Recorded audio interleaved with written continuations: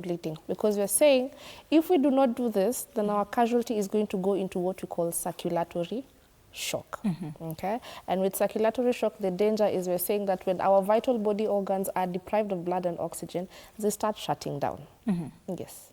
So under what circumstances should one not attempt to move a bleeding casualty? Unless the casualty is in immediate danger, please do not move them around. Okay, that is the main mistake that we make. Okay, whenever we have a casualty who is bleeding out, we keep on moving them, and that moving aggravates the bleeding.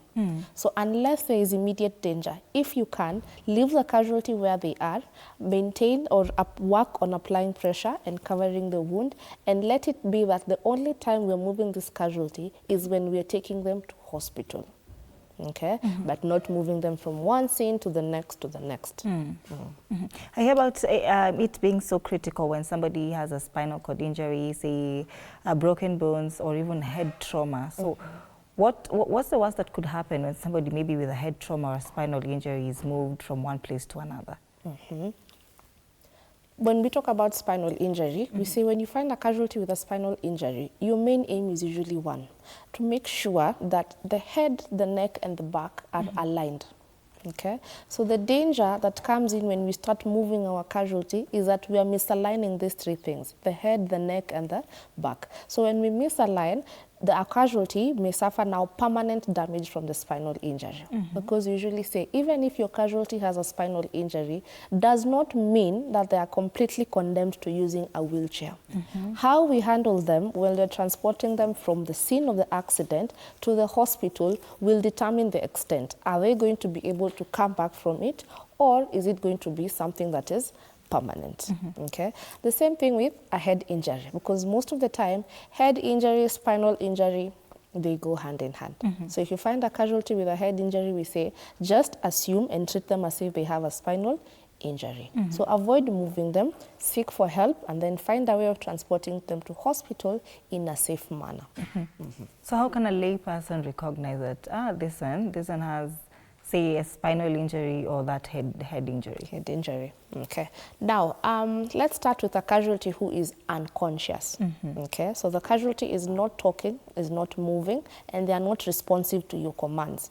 So if you want to confirm that they have a head injury, if we start from the eyes, okay, we're going to open the eyes at the same time, and we're looking at what we call the reactivity of the pupils.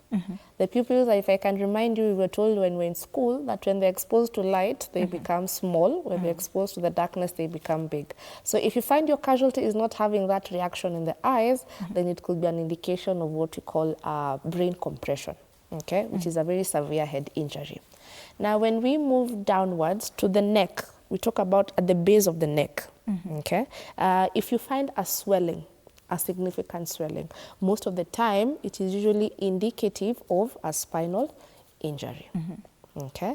Now, if we go to the ears and to the nose, if we find any bleeding and the blood looks watery, it looks like it has been diluted with water, okay, then that is an indicator of a skull fracture. So those are the main things that you're going to see if your casualty is unconscious. Now, if they are conscious, you can be very quick to detect a head injury and a spinal injury. For a head injury, number one, you're going to see confusion. Your casualty looks confused.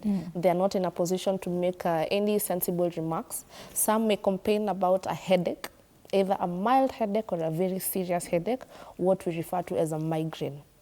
Okay, and then if you look at their breathing, it's going to be very fast. Okay, and if you take their pulse, it's also going to be very fast. So those are some of the indications of a head injury when your casualty is conscious. If it is a spinal injury we're looking for and your casualty is conscious, they're going to be talking about loss of movement. So you're trying to tell them, please move, or can you stand? And they're saying, I cannot feel my legs. And then how you can confirm that is ask them to wiggle their toes. If your casualty is not able to wiggle their toes, then that one is a definite indication that there's a problem with the spine. And then there's also going to be loss of sensation. So what does this mean? If you pinch them, the casualty cannot feel that you have pinched them. Okay? If you try and tickle their feet at the bottom, they cannot feel the sensation. Yeah, so those are some of the indications of a spinal injury. How about pain relief? Is there an option for, you know, to give pain relief to these casualties? As much as you're trying to conduct first aid, and we can understand that that can be very, very painful. They're in pain. As a first aider, is there something to give them as a pain reliever? Ama hapo tu ni usikie uchungu hadi mwisho? Hapo sasa ni